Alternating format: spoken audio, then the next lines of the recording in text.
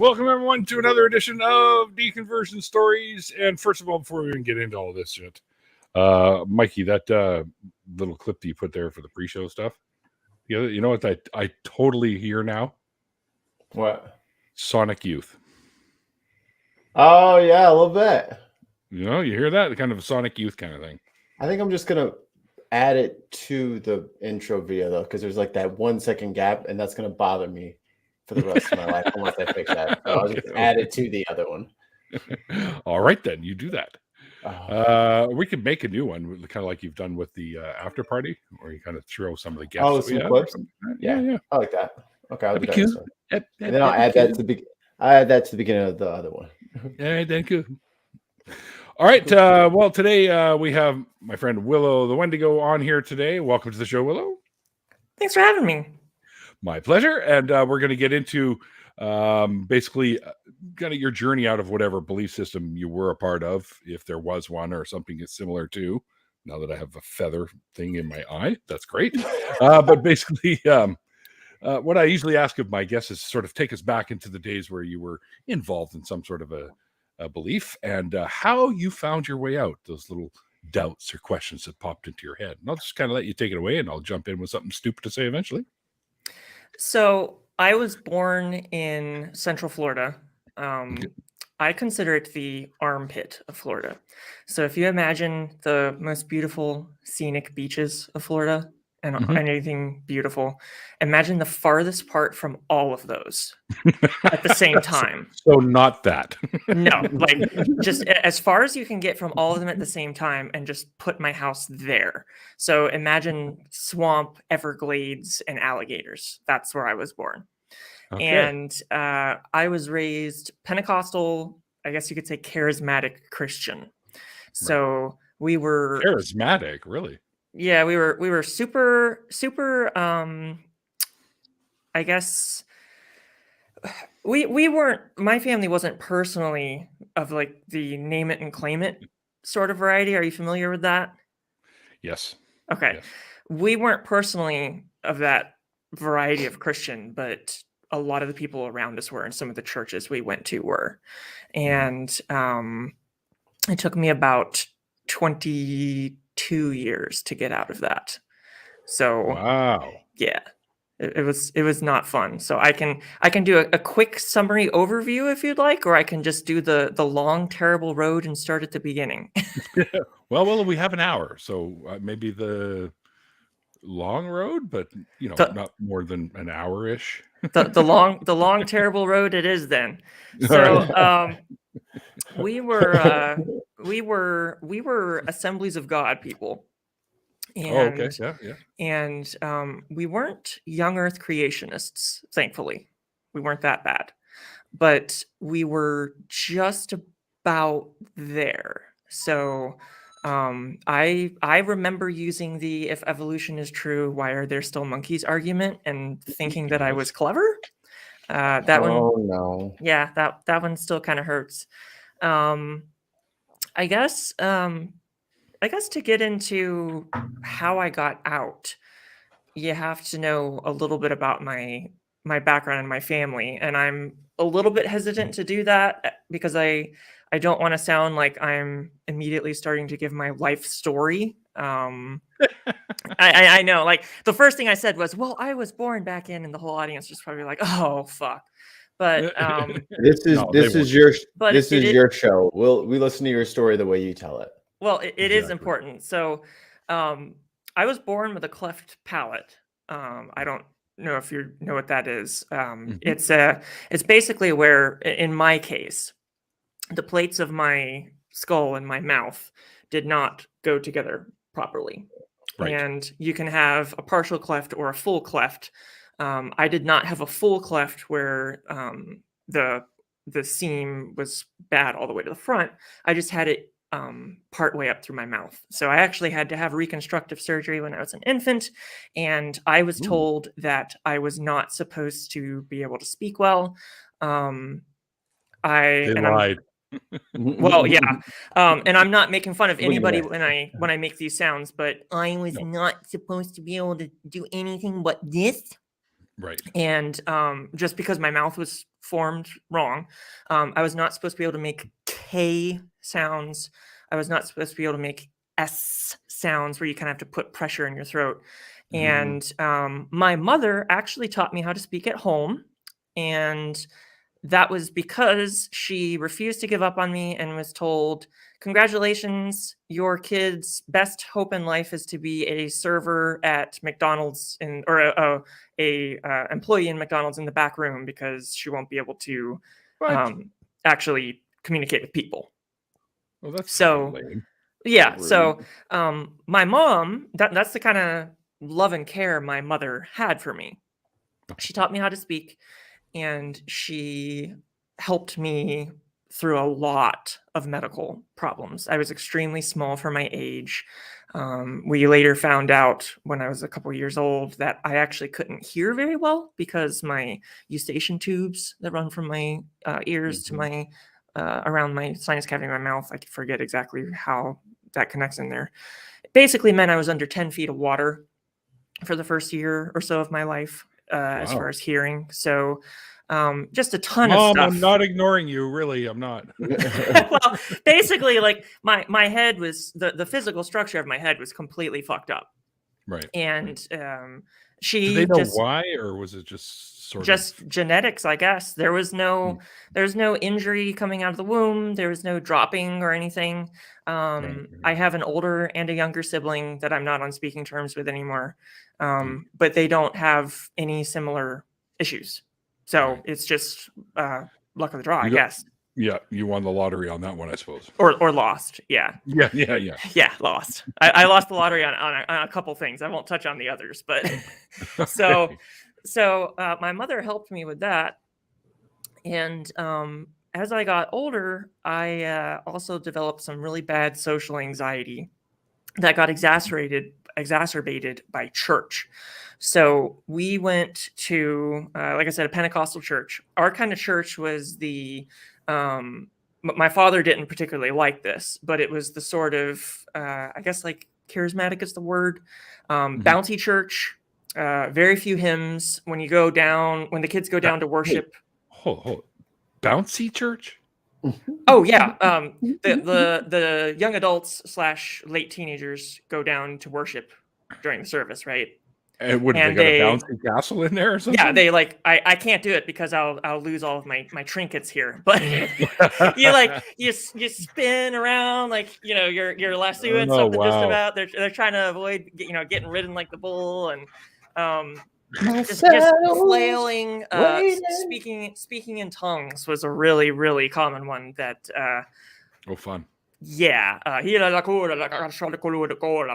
whole bullshit. I don't know if you've seen the Paula White thing with the cat dancing. It's amazing. Yeah. That was extremely common, and I grew up in that kind of environment, but it was also just not healthy for me to, I guess, be alone. I don't know why, but my anxiety just got really, really bad.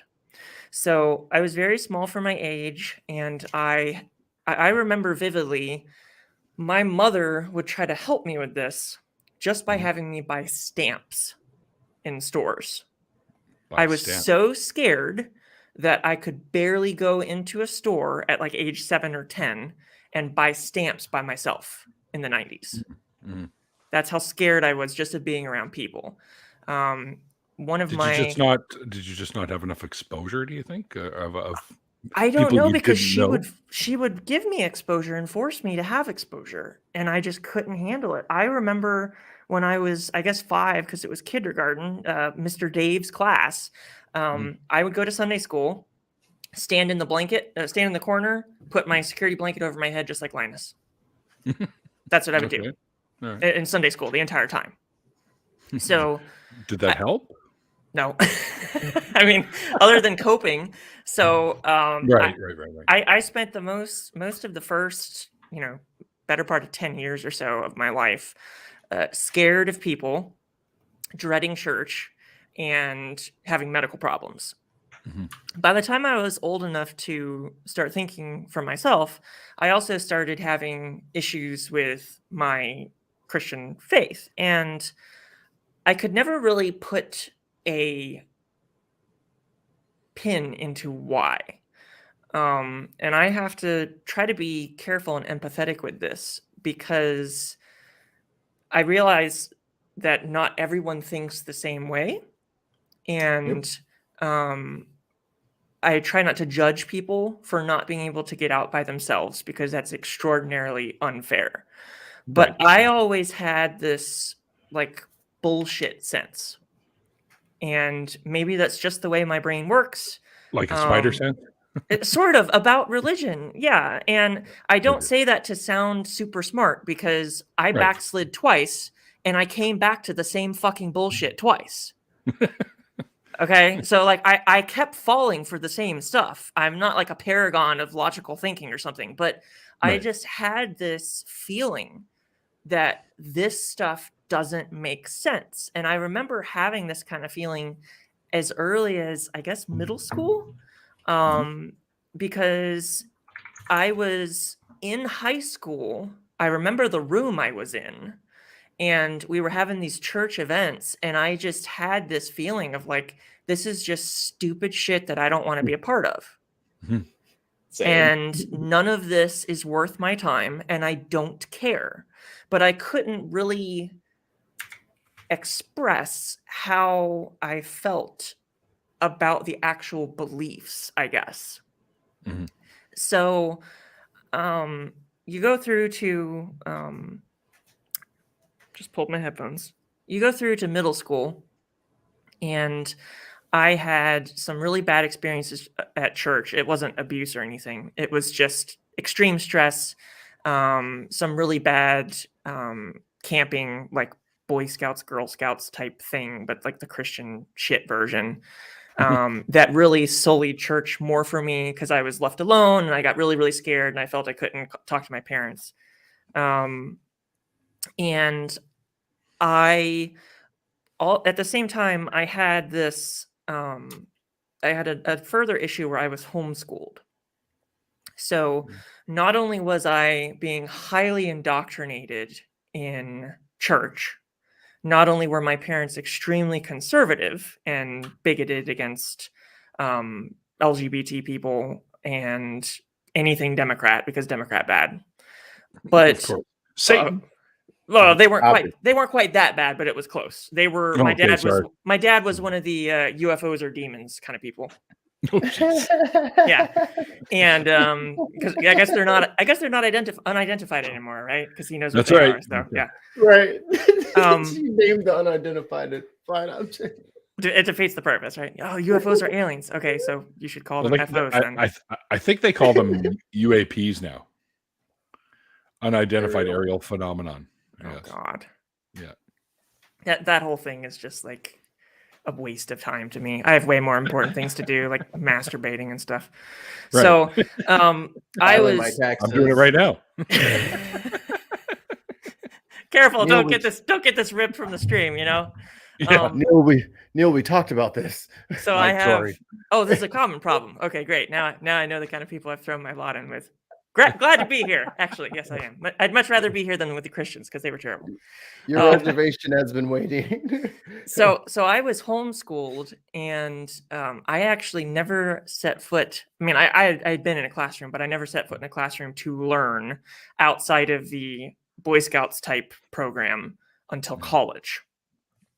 So I was completely socially inept. I had very terrible sex ed, very terrible social skills.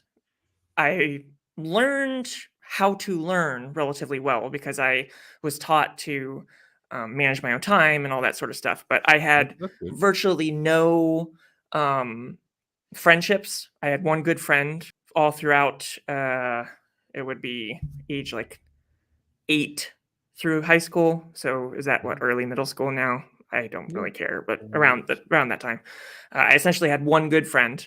No cross-sex relationships, friendships to learn those kinds of skills, social skills. None of that. Like you weren't allowed to, or it just never happened? It never happened, and it wasn't encouraged until I started making cross-sex friends in high school. But we were like okay, you can't hang out alone. Right. I think there was one time where I hung out alone. It was the Christian side hug. Oh yeah. Yeah, you have to do that. No holding hands or anything. And everything was really awkward. We're just praying. It was like because we were deep in prayer. It was the kind of leave room for Jesus thing. Like not even like pinky locking or anything like that. No? Oh yeah, that's the best. No, I don't think that would have been allowed. No, I mean, interlock your toes instead. Here's the big hands. Here's a great way to put my culture into perspective. Okay, my friend was not allowed to watch Cinderella because it had magic in it. Oh my lord! It's also drawn on paper. It's also a cartoon. Yeah. I was told Harry Potter was evil because they cast actual spells.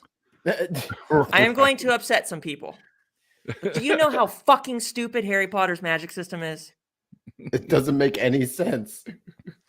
That is not actual magic, okay? They use Latin phrases and then they make little things levitate, and it's bullshit, okay? My parents would not let me touch Harry Potter. And that was of the devil. It was evil. I don't think we were allowed to do Pokemon either. Yu-Gi-Oh was evil. Ouija boards were evil. All this sort of stuff. Don't make me break out my Yu-Gi-Oh cards. Yeah, so I'm really close to 30, and all this stuff I have no idea how the fuck it works. So obviously I know what a Pokemon is. Never touched the stuff in my life. If I can interrupt for 1 second, you are now in the greatest era of your life then, because all of that stuff is streaming now. You can literally get a big bowl of cereal whenever you want, plop down in front of the TV, and do Saturday mornings on your time. You have one Saturday mornings. I'm doing One Piece right now, actually. Now, I will say, though, instead of Pokemon, I did get to watch Batman the Animated Series. Cool. So I didn't miss out on everything. Cool. I did get that. Got the essentials. Yes, I got Batman the Animated Series. That was good. So where the hell was I? About not being able to hold hands and all that stuff. Oh, yeah. Okay. I was talking about how unadjusted I was. So when I got to high school, all of these things compounded, and I was so poorly adjusted as a person, I didn't even know how unadjusted I was. I started making friends with people of the opposite sex, and I'm a huge trans rights advocate. So I'm trying to be succinct. People can get into the whole, people of the opposite gender thing, whatever. I'm just being succinct. But I had not done that before, hadn't been in classroom settings before, all that sort of stuff. And it was terrible. My high school years were absolutely atrocious. And I hated high school. And around that time is when I first really started backsliding.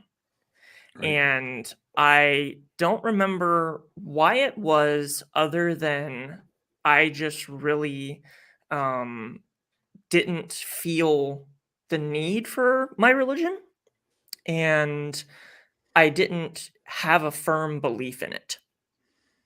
So it slowly, the sinful behavior slowly crept in. Because my sex ed was so bad, I started getting into porn at like 15, and was barely able to.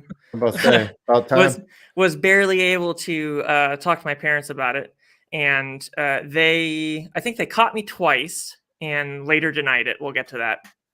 But every time I found a way around it, and it got to a really bad addiction eventually. But I had that going on, which was like my sinful behavior, really, really humiliating. And I had cursing. Oh my God. I would say what the hell sometimes in high school. Oh, she's an edgelord. Oh my God. She's really bad news. And sometimes my parents would get on to me for that. People are like, when I went to college, I started listening to music with bad words in it. No. Yes, No. yes. I would No. listen.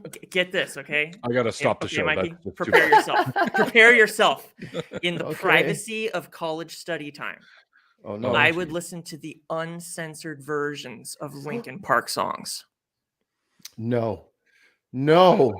I You're think there's one jail time for that, isn't there? you're one step mean, closer to the edge and you're about to Look, break. look where I am, man. You know, it's a famous painting. It's hell, by the way. Which one is that? It's Sort of make it out. I forget who painted this. It's hell. It's a famous Oh, painting. like the Dante's Dante Inferno. thing. Yeah. No, actually, but it's I could look it up. I forget who it is. I use I it in my tried. videos. Hell looks pretty cool. to Yeah, be honest. it's actually pretty nice down here. There's real estate, Greco-Roman sort of thing going on there. some It cold looks areas. like California. This is absolute hell right here. Tons of Mice is dead. Perfect. Yep. Luminous No, Elkins. No, it's great. Don't listen to him, people. He's wrong. So I started not really caring in college, and my nose is itching so badly. And I swear to God, I wasn't picking my nose; it was itching. Nope. We all Mhm. saw it. Clip Nope. that, Tons of Mice. They're fucking clean. They're fucking clean. And I got to college, and that was, I guess, the first real backslide. And I pretty much stopped anything church related except when my parents would force me to go, which was a pretty big deal because In college, they forced you to go? Yeah, How? You're because an I was adult. a rube. Oh, okay. Fair enough. I mean, I don't know what else to say. Yeah, So- well, I guess you just didn't want to upset them, or I guess. or- Well, I also had nowhere to go, and I didn't have a job because Oh, yeah. I went to school full time. I actually started enrolling. I enrolled in college during high school. So when I was finishing high school at home, doing 2 or 3 classes, there was doing 2 classes online and a class through homeschooling. I was also taking 15 credit hours through my local college. So I was taking the equivalent of what, like 20 hours or so, because high school was not quite as bad as college. Right. So I had been at full time in college since I was, I think 16, because how the birthdays fell. I actually had to wait to be old enough to register for what is now Polk State College down in Florida. Right. So I backslid and I got what I now know is depression. I have had it for about 10 years minimum. I don't know how long it was diagnosed before then, but I've had it for at least 10 years. And my parents kind of just, it's hard to remember, but I think they kind of just let me do my thing. Mhm. The home turmoil definitely increased. I was also going through the dick phase of growing up kind of late. I'm still in it. Well, I guess people go through it at different ages, and some people do it whenever they're younger. Some people do it whenever I was my age at 18. So I was also like a hormonal asshole, and I was going through the rebellious phase and all that sort of stuff. I never quite left my goth phase, but yeah, I was just You kind made of the right call. You made Oh, the right All call. right. I love it. I love it. But I was kind of a jerk too. So I'm not trying to pretend like I was a perfect person or something. But the home No life such was thing. the home life was definitely pretty bad during my early college years. And like I said before, the only time I really did anything spiritual or churchy was whenever I would be forced to go to church, and it was miserable and I hated it, and it just made me resent church more. The worst part of this was that my parents were the holier than thou kind of Christians. Oh, not groovy. not in the way that they would preach to people, but in that they had the truth. So they could somehow, this is really interesting. My boyfriend pointed this out to me. He actually hates it when I say that. I should say my partner. My parents somehow could peruse through teaching at a church and figure out if they got something from it, Okay. And if they were like spiritually fed, Mm-hmm. but they had to go to churches to be spiritually fed with knowledge they didn't have. So we would bounce between churches, constantly unhappy with what we were being fed, Mm-hmm. and not knowing what we would get there, and then being unhappy with the quality of the preaching and Sunday school and all that. And they could judge, oh, well, these people don't really follow the Bible, and they don't really know what this verse says, and all that sort of stuff. Did you approach like the pastors or preachers or whatever, saying that you didn't quite like the way they were doing it, or? My parents would just kind of complain in the car.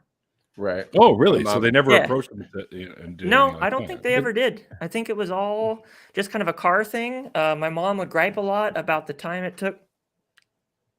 What the fuck is that?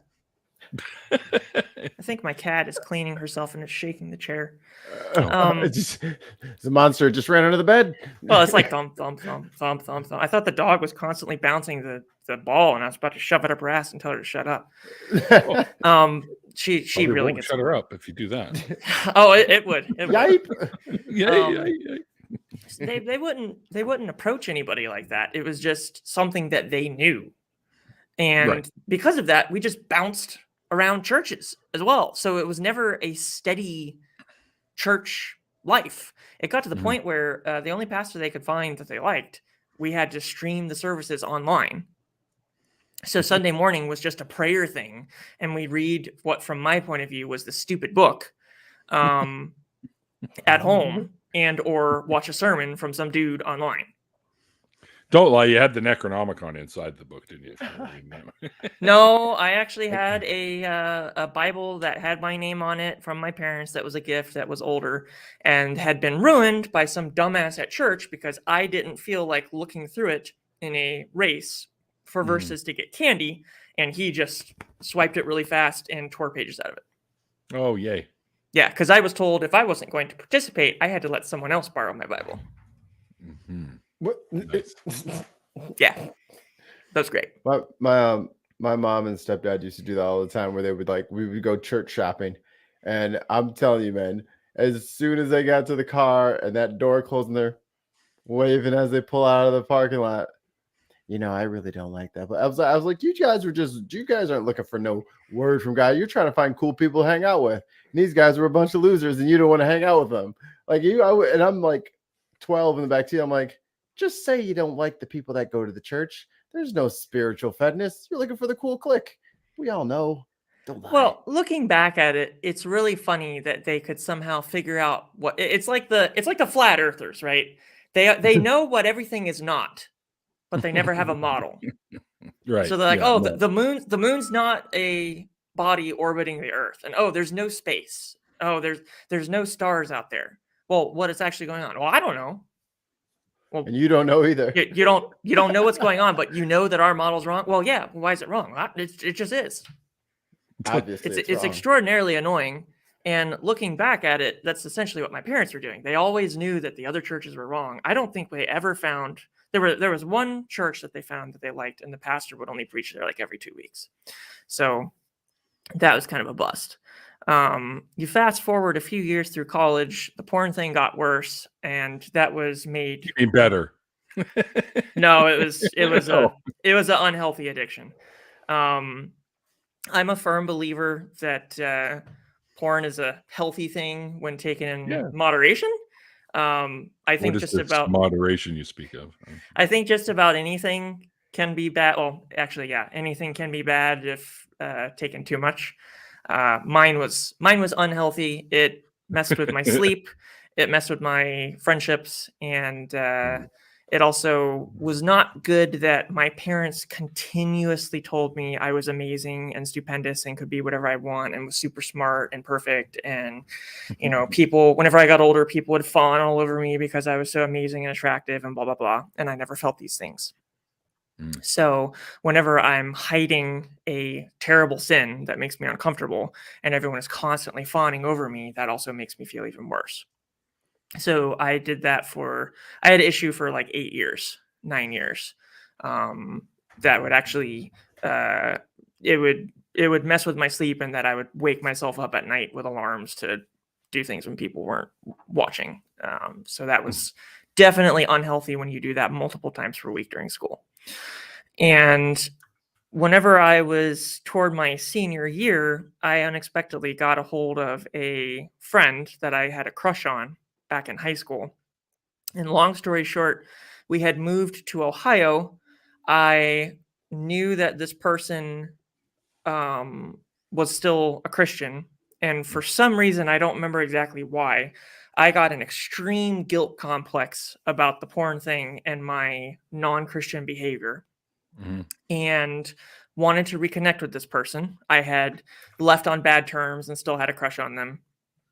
And I ended up talking to a pastor about the porn thing, talking to my parents about it, rekindling my faith, having a really bad experience down in Florida after seeing this person and 2 other friends for a week. Because I was supposed to see 3 different friends for 2 days each and then come back home. And I ended up not being able to see, I guess, 4 different friends. I ended up not being able to see 2 of the other friends and having to stay at my crush's house the entire time, which was not my plan and made things infinitely worse when I found out they were also already in a relationship. Oh, So, given the fact that I was so socially fucked up and I had never been in anything like this before, I'm 18 or 19 years old, and this is just throwing me for a loop. So I was also alone because I flew down there. So this all happened. I reconverted. I was converted for a few months, maybe. Took my faith really seriously, had the high. I'm back with Jesus. This is the way that I'm supposed to be. I have a little bit of temptations, with things on the internet or cursing or whatever. And I kind of justify it as Jesus is still working on me kind of thing. And my parents were hurt, but kind of at the same time glad that I had rekindled my faith with the Lord and all this sort of stuff. So fast forward a few more weeks, and it turns out my crush gets engaged. Oh, even worse. Yes. So poor little old me, who can't cope with anything like this because I am not properly equipped, and also has all of these comorbid problems with my mental health, being in physical pain from an injury in college, all this sort of stuff. Everything just crashes down. And I think I was 19 years old. No, I would have been 20 because it was close to my senior year. Everything crashes down. My depression gets exponentially worse and I get suicidal. So that was the second time I backslid, because I think, if I remember correctly, I tried to hold on for a while and then gave up. So I backslid again, which was after this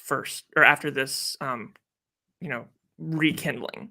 Right. And that was the first time I had experimented with harming myself, which was just little scratches with razor blades that were actually for shaving. So I couldn't really do anything but scratch.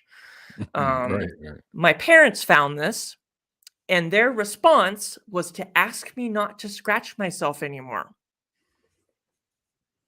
I guess they probably just didn't know how to handle that information to begin with. I guess that was literally the extent of their help for me with that problem. They didn't suggest getting help, anything like that, or No.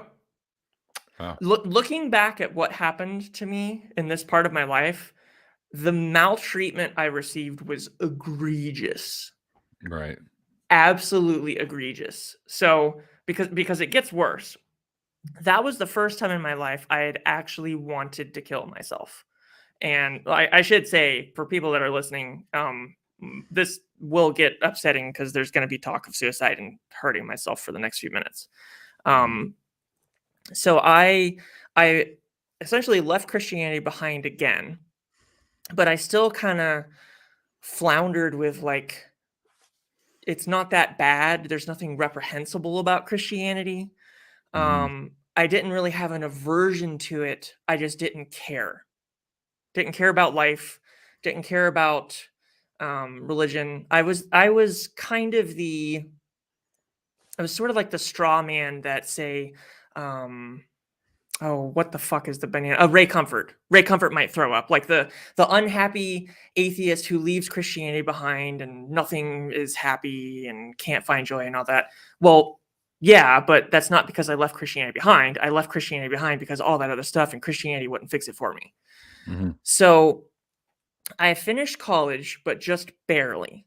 My parents dragged me kicking and screaming to finish my degree because I almost left in the last semester with 16 weeks left. I actually, despite having a back injury that gave me migraines multiple times per week and all of this stuff and actively wanting to kill myself on the way to school, I actually ended up stopping and driving home before.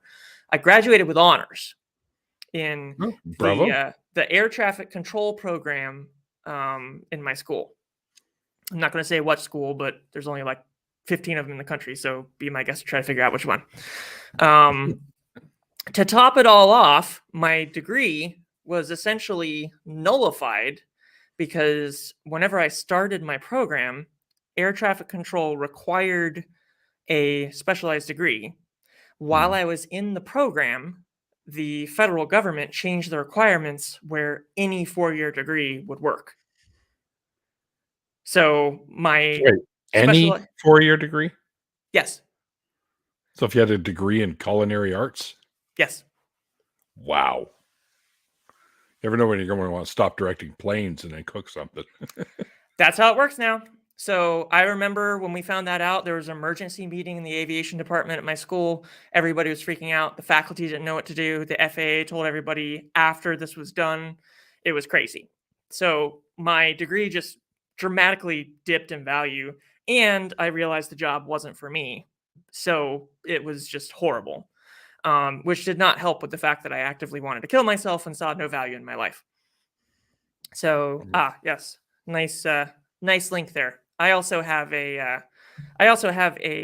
video about depression on my channel if people would like to check it out. I talk about there was an absolutely reprehensible Christian dude who said that if you truly believe in Jesus, you will not have depression.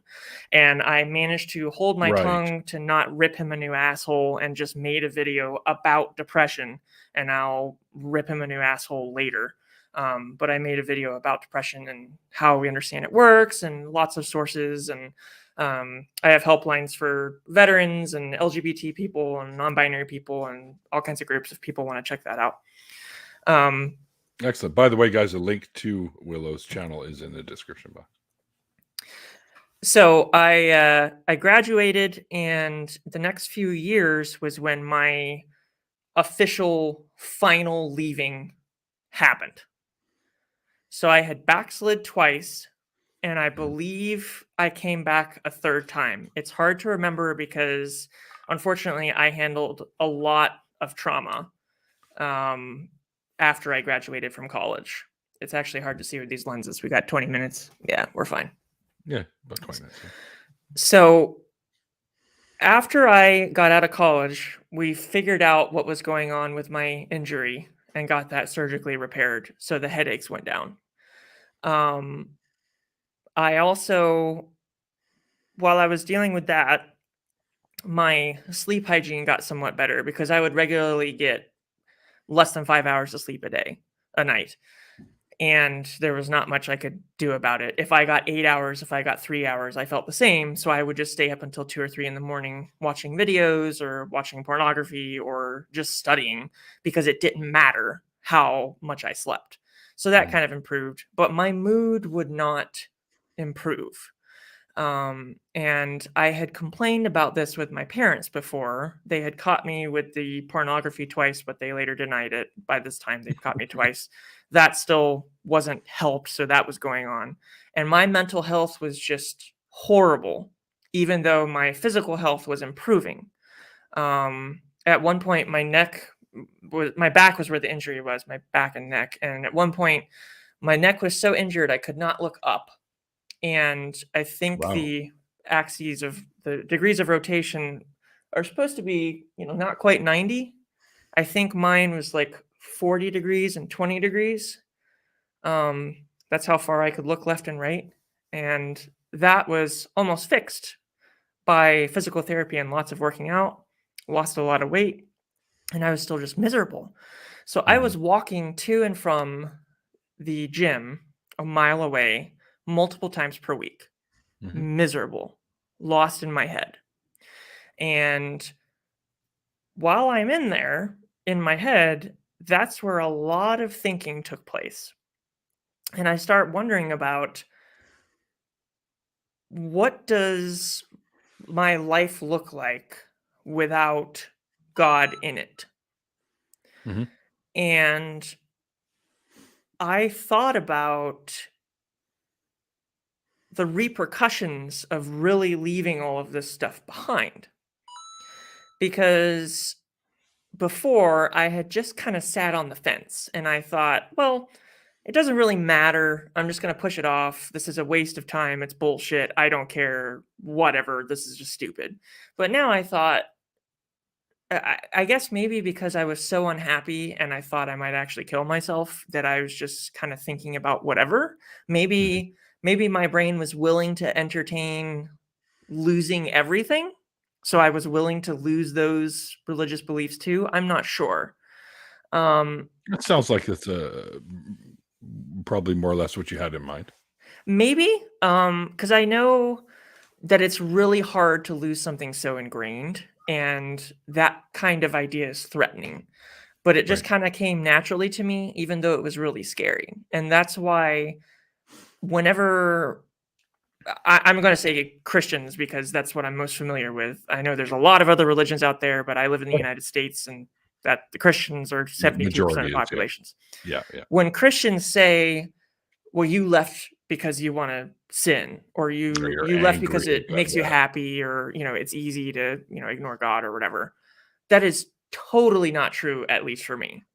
It was terrifying to leave, because I realized, without a dictator telling me what I could and could not do based on punishment, I had no reason to not go rape or punch somebody.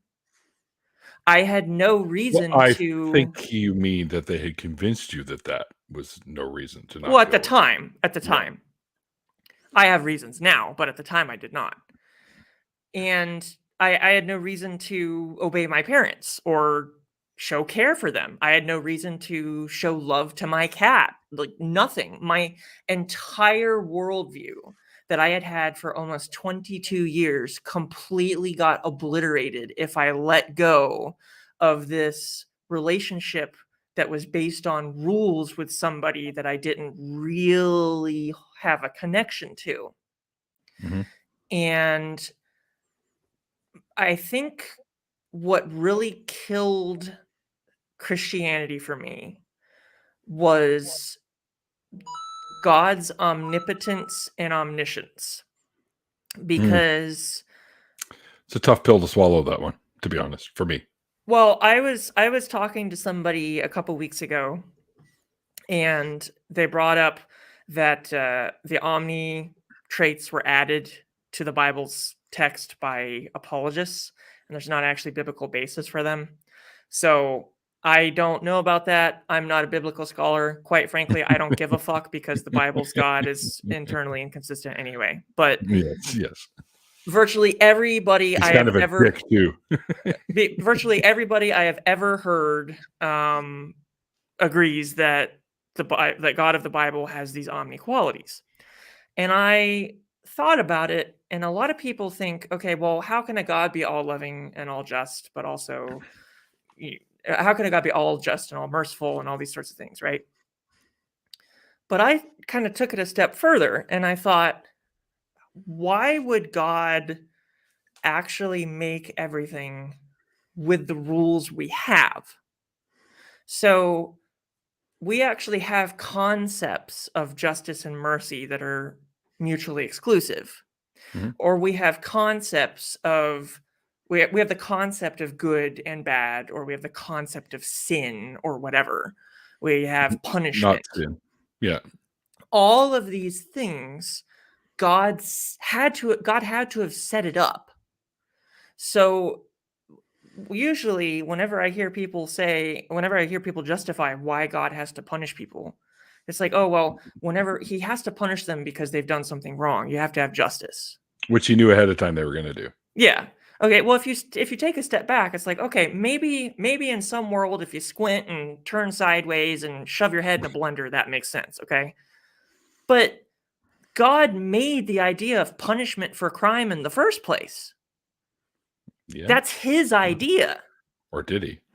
So Or if God the whole thing made made up. everything, because God doesn't just make planets in the Christian worldview, everything, he even admits that he created evil. So if God made all of that stuff, why did he just not make punishment a thing? Why would he set us up to fail and allow himself to punish us? But not only that, why would he set it up where punishment is a thing that he can enact on us? And that just killed it for me. Because I was like, not only does he make hell and hurt us and know what we're going to do and foreordain it and set up the system in the first place, but he's made the pieces. The whole thing's a setup. He made the pieces that the system has. Mm-hmm. Not only could he just change the system where it's like, oh, whenever you die, if you're sinful and you're destined for hell, you just poof out of existence and you have no pain. No, he could just not have a system that relies on good and bad characteristics. Everything could just be neutral. And I was like, whatever. If I can figure this kind of shit out walking around to my fucking gym and I'm like a goddamn monkey, then God is not cool. So actually, I don't think I accepted evolutionary biology at the time, but it gets the point across. So at that point, I officially left Christianity and told my parents. We had a talk and I was like, I would like to stay here. I love you guys. And I understand that you don't agree with me, but I don't believe this stuff anymore. And I am no longer comfortable going to any religious events with you. And thankfully they respected it. Oh, good. Thankfully. But they, I said, I'm not okay going anymore. So after that, I managed not to kill myself. But you fast forward about 2 years, we moved. My depression improved because despite them not wanting me to get treatment and not believing me, we found out through a mishap with pharmaceutical drugs that I was prescribed from my doctor. Oh, one of these is actually an antidepressant that you were taking for pain on purpose. Whenever you stop taking it for pain, you got panic attacks. You have anxiety. You're diagnosed. Congratulations. You have major depressive disorder. Congratulations. Here's an antidepressant. You're starting to feel better. Oh, I wonder how long you've had that. So I started feeling better now that I actually have my mental health concerns addressed. Right. And after we moved and I had been officially what I considered agnostic for like a year and a half, I realized I was gay and some other stuff was going on. So and you'll probably notice or remember that I said I'm in a relationship with a man, which is a whole other thing we don't have time for. But perfectly fine though. You're one of the lucky few that has found someone that you can be with, right? Yeah. Fight me on that, and I will fucking drink you dry. So whoa. And not sexually either. So I realized I was gay, and some other things were going on that I'm not comfortable getting into right now. But suffice it to say, my parents, who had helped me with cleft palate, multiple surgeries, social issues, going to school early because I was too young and small to figure that out. My parents, especially my mom, had to set it up. Multiple moves, including across the country, dealing with all this sort of stuff, the porn problem. The PP parts were too much. And again, there's a little more to it, but it was nothing that should have been worthy of this. I was served a 3-day eviction notice the day after I came out. So from your parents? Yes. I went from being fine to being told I was acting like the demonic man at the tombs. Oh, brother. And I was served the 3-day eviction notice. I was going to be cast out on the street, but I thankfully found a place to stay for a couple of weeks through my secret therapist that I had been seeing that they didn't know about over my struggles with this. I eventually ended up living on my own, was hospitalized against my will after the ER found out that I had multiple self-harm cuts. I was in the hospital for about 3 days. Were they recent or just old scars? They were relatively recent. Okay. But that was quite an experience. Multiple cops involved. I had to strip in front of them, all that sort of stuff. Drugged me, took me to a different hospital location. They pretty much gave me no help. And at the end of it, failed to even give me a referral to a doctor. So by the 3rd day, the physician came in to check on me and was like, yeah, I'm not sure why you're here. You don't need to be here. So let's get you out of here. Yeah. Last time I counted during that time in my life, I think I had 164 or 160 self-harm scars. Thankfully, most of them have faded because this was back in 2017. But I had bulimia for a summer. I think I was throwing up 4 times a week. Yikes. I found part of my log. I think my worst was 3 times in 24 hours. I suffered with insomnia during that time. My record, I believe, was 49 hours awake. I remember crying until the sun came up because I couldn't sleep. I got really bad PTSD I still struggle with. My parents would send me Bible verses whenever after I got kicked out and say they miss me so much, they love me, they miss me. Wish I was here. They hear my voice in the house and all this sort of stuff. And I'm like, well, why the fuck did you kick me out then, asshole? Ask them what drugs they're using because I want some. Yeah. So yeah, that happened. But after all that, I ended up finding a best friend unexpectedly through a support group in late 2018. After I got fired, by the way, lost my job as well. Oh, fuck. Found a new best friend in late 2018. Ended up moving in with her, lived with her for about 2.5 years. Really, really sweet woman, a couple years older than me, who has been a fantastically positive influence on my life. Taught me a lot. Fantastic. That's great. And I ended up attending a Dungeons and Dragons group for the first time in my life because I decided to go out of my comfort zone. You just made him happy. That's where I met Sazzy the Pants, who usually likes most of my posts on Twitter because he's a shill for me.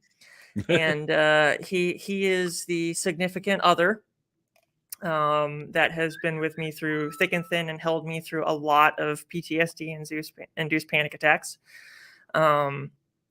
We got together in, I think, January 1st, 2020, right during the pandemic.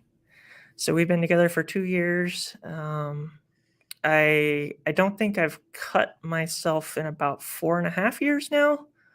There were a couple other little issues, but those have been pretty good for the last 2.5 with Sazzy, and good for you. Much healthier place, much happier place. That's awesome. I officially became an atheist when I got kicked out and started researching for myself in 2018. And after that, 2017. And a little while after that, in 2018 or so, I became an anti-theist, which I define as an atheist that believes belief in a God is harmful. Yes. So I don't think I can prove there is no God. But I am opposed. You don't need to. I believe I'm opposed to theistic belief. I believe it's harmful. Yes, overall. Sometimes, anyways. So then you fast forward, because of my PTSD, I'm actually disabled. You're right now seeing my brain at full functioning capacity. Unfortunately, whenever I have what I call a breakdown, I I shake, I look kind of, and I say this with all due respect, I look a little bit retarded. I kind of have trouble talking. My face, one side kind of gets strokey. I almost can't speak. I have difficulty moving, and it used to last about an hour for an episode. Now it lasts like 15 minutes. Sometimes I scream and cry. Sometimes I fall asleep after. But it's pretty bad, but not as bad as it was before. And again, I don't use that word to mean any rudeness at all. That's the best word I know how to describe what I look like. It's actually really, really embarrassing, but I think it's important to talk about because it's not something I can help, and it's not something people should be ashamed of. No, of course not. So because of that, I'm disabled. I started a channel for anti-apologetics back in June of last year. And I realized that my real calling was science education. So I do both, but I've started focusing on science and some gaming. And my most recent project, that's in part 3 of 5, is a huge transgender education series, because I'm a huge LGBT rights supporter for obvious reasons. And pussy is great, by the way. And and get an argument for me. Girls fit together really nicely in a lot of different ways. And it's the series is actually based on a research paper I took 3 months to make. That's 21,000 words. Most of its sources are peer-reviewed papers. It's got about 150 sources, and it goes over terminology, brief history of trans people, the biology, science of transitioning, common arguments against trans people, statistics. I go over the original paper that started the bullshit of rapid onset gender dysphoria. I completely debunk that because it was an actual horrible paper. It's totally stupid. So I'm in part 3 of 5 of that, and that's what's going on. 60 seconds. I did it. So Jonathan wanted to know what your favorite class was for D&D. I'm actually not much of a player. I am a game master. Yes, I don't much enjoy playing. It's too stressful. I like it whenever I can control the action of everything except the players. Whenever you have a dumbass troll player that decides the game is for the memes, that's annoying because I like serious stories. But I've actually created a world and run most of a campaign. It died out because of COVID, unfortunately. And a couple players actually had to move out of state all at the same time, which sucked. Oh, wow. But I've got that. I would eventually like to run again if my mental health allows. And I've got a second campaign that's largely written. But they're both full world campaigns with maps. I think I used Incarnate online, INKARNATE. If anybody's interested in that, it's a free map maker that's really awesome. It's pretty cool. Phoebe had a fun question here too. Did you go through the induction ceremony, and if so, which one did you go through, and did you get your atheism certificate? I did not go through an induction ceremony, but I am a Satanist. So I don't know if that counts. I joined the Satanic Temple in late 2017, I think. And that was really reluctant. I was really reluctant because I had some issues with organized religion of any type. I actually emailed one of their chapter heads or whatever. And I considered myself a TST Satanist for a couple years. And then actually a couple months ago, I guess, I started having a couple issues with some things going on with them. And I guess I was just too rebellious and satanic to stay. So I respect a lot of what the Satanic Temple does. Yes. I was actually really close to having, if people want to look through my Twitter feed because they're bored, I was actually really close to having a project that included an interview with Lucian Greaves. But that fell through because of scheduling. I was actually going to work with Emma Thorne on that, but she's unavailable right now.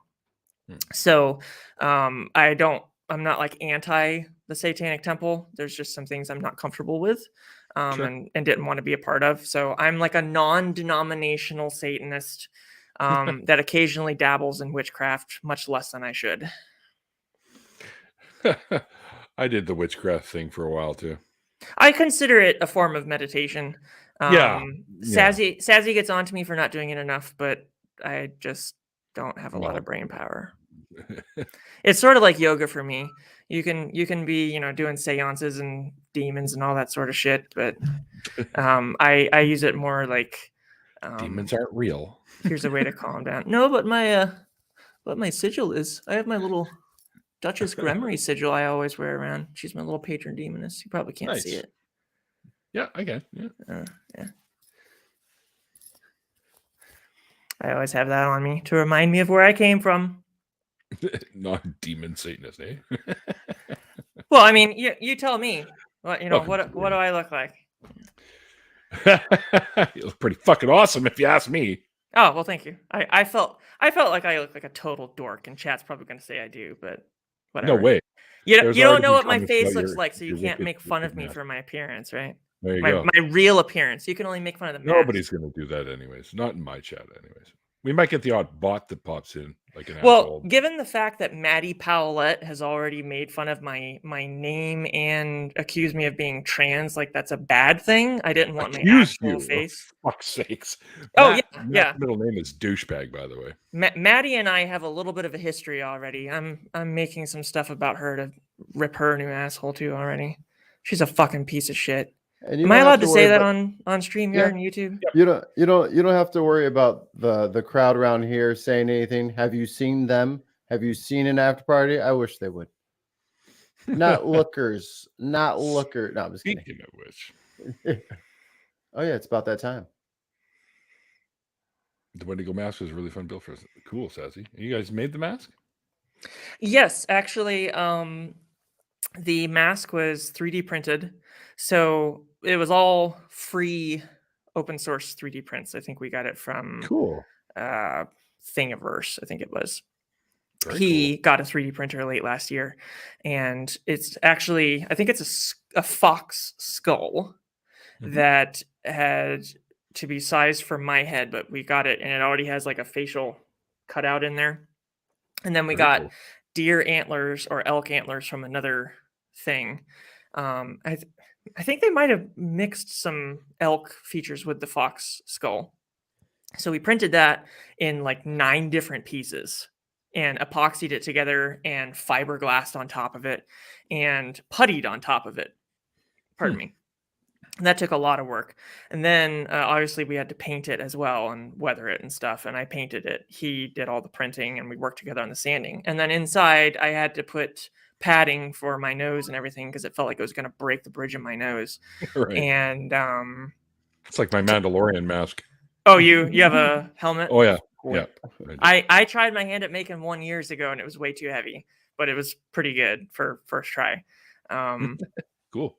And it turned out really well. It's got straps in the back. The only thing is it has a weird silhouette because it doesn't have a jaw. We thought about putting a jaw and decided against it for now. So if I look from the side, you can see the balaclava and it looks really weird. So in my videos, you'll notice that I'm always looking at the front and doing the logic head bob. Yeah.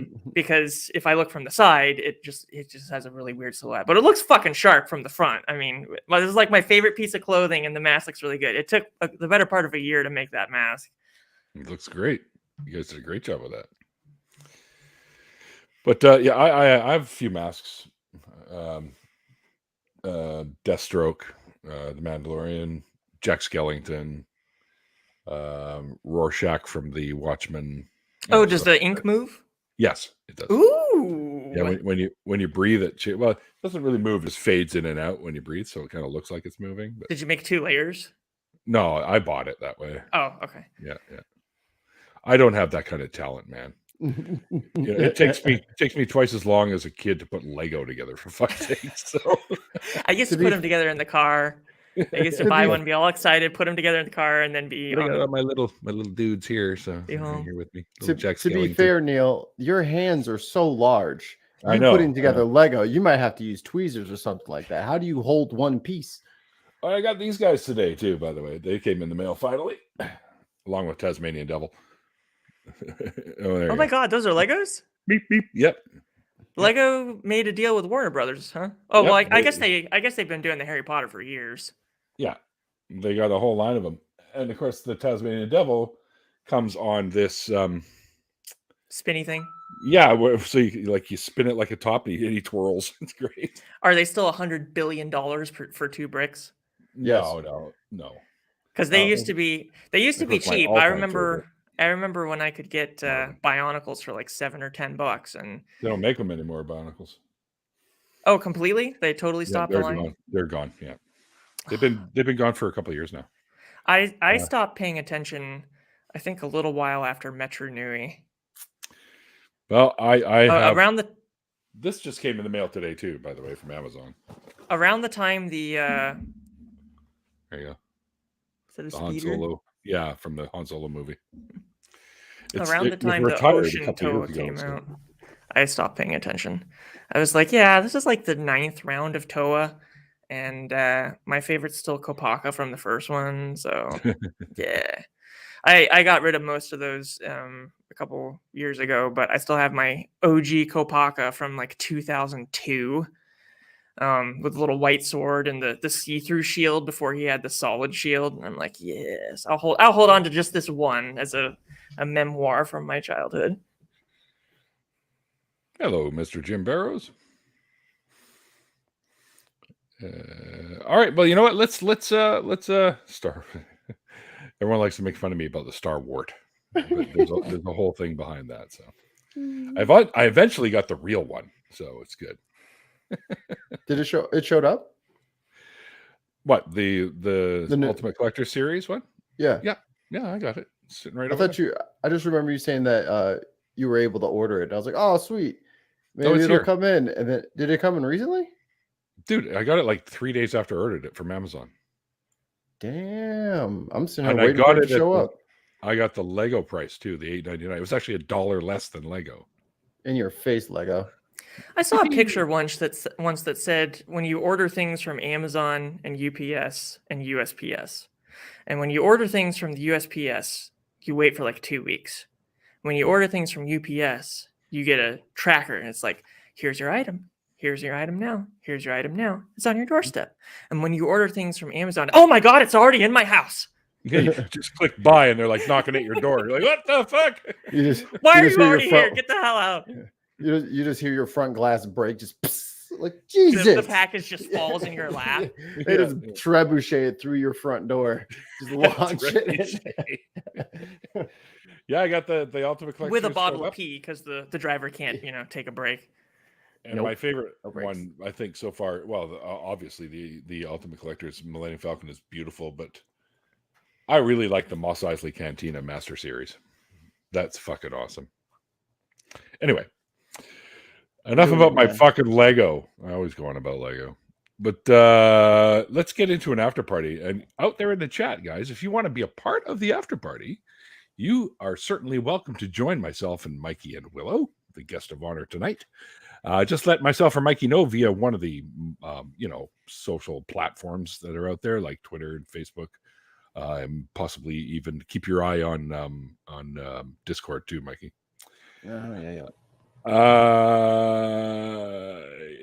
Nadimus, if you'd like to pop in the after party, sure. I'll hit you up on Facebook. Email's too much for that. I'll just sort of, send you a link on Facebook there. But anyways, also, guys, all the links for where you can find Willow and everything she does is down below in the description box, as well as all the other shows that I am a part of. I have links to all those as well. So check those out for sure. Basically, we're going to get into that after party real soon, so let us know if you want to be a part of it. My patrons are amazing. Thank you guys for all that you do for the show. It really does help in a big way. Thank you guys very much. And Mikey, my friend, excellent job as usual on the ball. Thank you, sir. And thank you, everyone in the chat, for hanging out. Hope you guys enjoyed tonight's show. There's more coming, so hang tight. There will be actually it's set up on a different link, I guess, for the after party, but it is linked below, so you can check it out and come and hang out. If you don't want to be a part of it, you can hang out in the chat and make fun of us. Anyways, like I always say at the end of the interviews, like the late great Christopher Hitchens once said, it's called faith because it's not knowledge. And we'll see you guys next time. Thanks for having me.